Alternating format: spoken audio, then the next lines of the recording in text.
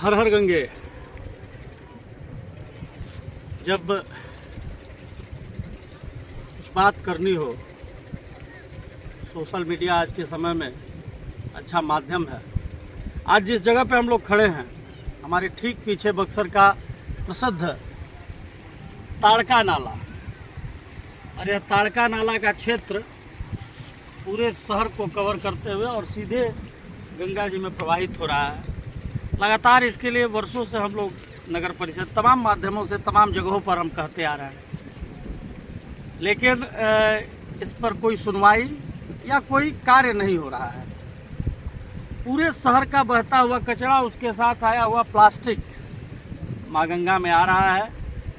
सरकार और प्रशासन तो दोषी हैं ही, कहीं ना कहीं हम सब भी इसके दोषी हैं।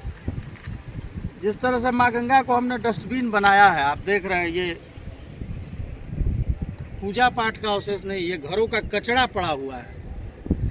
तो आप सबको सोचना होगा, जो लोग भी मेरी आवाज़ सुन रहे इस वीडियो को देखेंगे, कि आप माँ गंगा को अगर कचरा मुक्त नहीं करेंगे तो एक ऐसा समय आएगा जब आप माँ गंगा को देखने को तरस जाएंगे।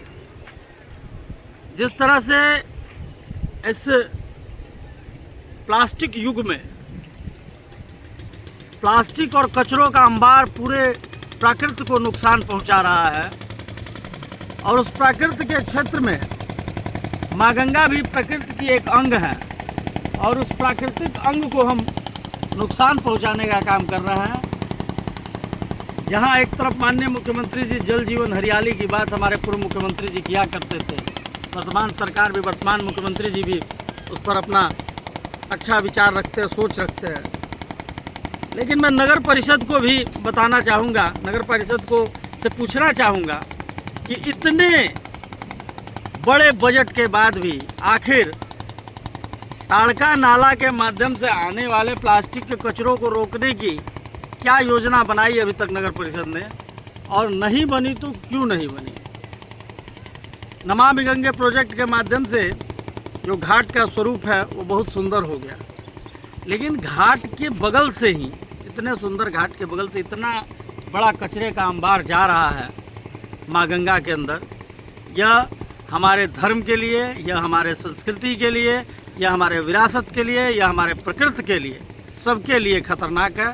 इसलिए मेरा आग्रह है कि जितना संभव हो सके आप माँ गंगा की रक्षा के लिए प्लास्टिक मुक्त, प्लास्टिक का कम से कम प्रयोग करें, और किसी भी ऐसे माध्यम में प्लास्टिक ना डालें जहां से वह माँ गंगा की तरफ जाए।